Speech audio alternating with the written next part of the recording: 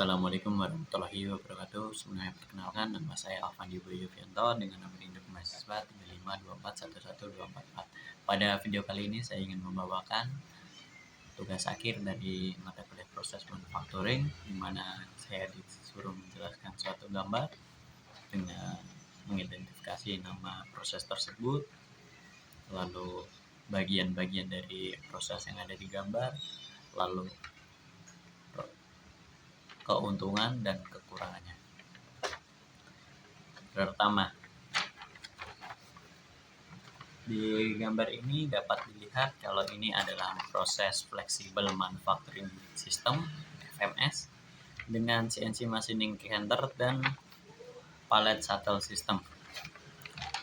Bagian dari proses di sini ada 3 tahapan, yaitu input, proses, dan output. Di input sendiri ada 3 poin, yaitu 1. Barang dipasang ke workpiece. Lalu poin kedua, proses CNC machining memasang G-code. Lalu yang poin ketiga yaitu memasang cutting tools pada tool stroke. Lalu masuk ke proses berikutnya, yaitu proses. Di workpiece sendiri ada beberapa poin. Berikut urutan dari proses itu sendiri. 1. Workpiece dipasang pada palet. Kedua, palet dibawa shuttle cart menuju ke mesin CNC. Berikutnya, spindle melakukan proses milling, drilling, tap, dan lain-lain. Setelah selesai, palet dikembalikan ke palet rack, lalu palet berikutnya otomatis masuk ke machining. Pergantian tool akan dilakukan sesuai dengan settingan pada mesin CNC itu sendiri dari cold stroke sesuai dengan program. Outputnya hasil machining dan dimensi sesuai dengan target. Output kedua yaitu data dari hasil yang diperoleh, terus waktu, jumlah workpiece yang selesai diproses.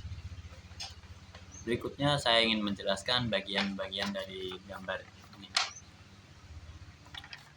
Untuk CNC Machining Center, ini adalah tempat pemrosesan setiap barang yang dibawa oleh palet. Untuk tool stroke, di sini adalah penempatan dari setiap tool di mana tool yang disetting untuk melakukan pergantian otomatis.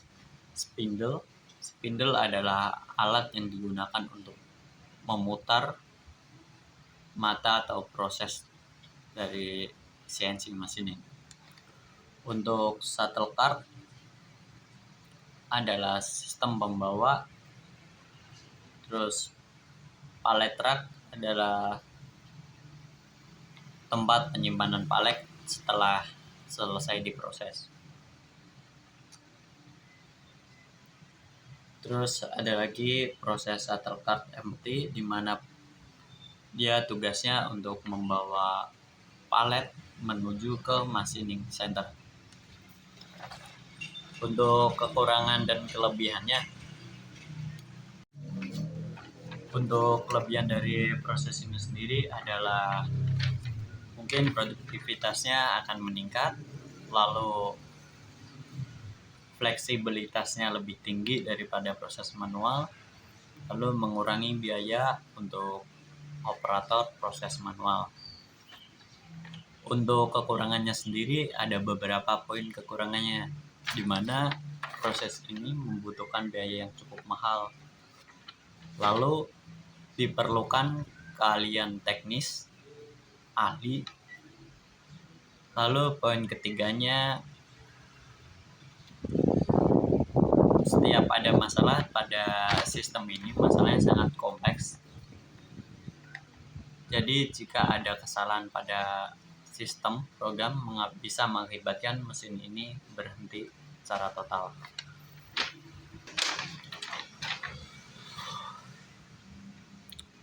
Dan implementasi dari mesin ini juga sangat banyak. Di antaranya digunakan pada industri otomotif untuk membikin atau memproduksi bagian blok engine, seker, dan lain-lain. Untuk manufaktur dan antara biasanya digunakan untuk membikin komponen-komponen pada pesawat.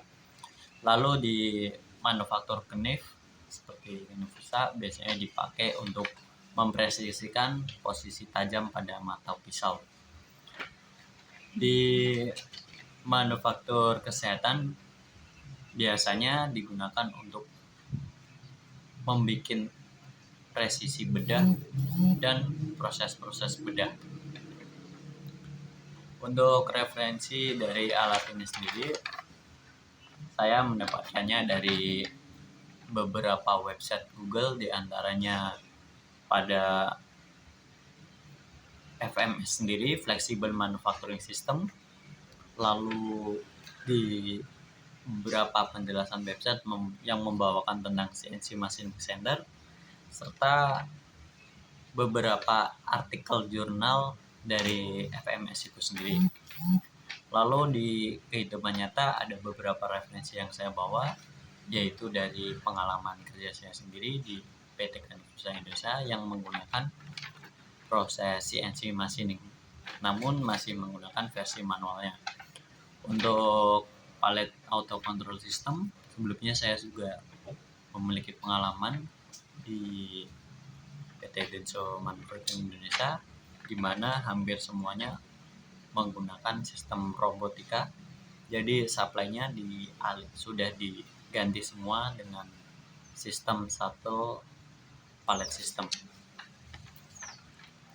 Berikut saya akhiri dari video saya kali ini. Wassalamualaikum warahmatullahi wabarakatuh.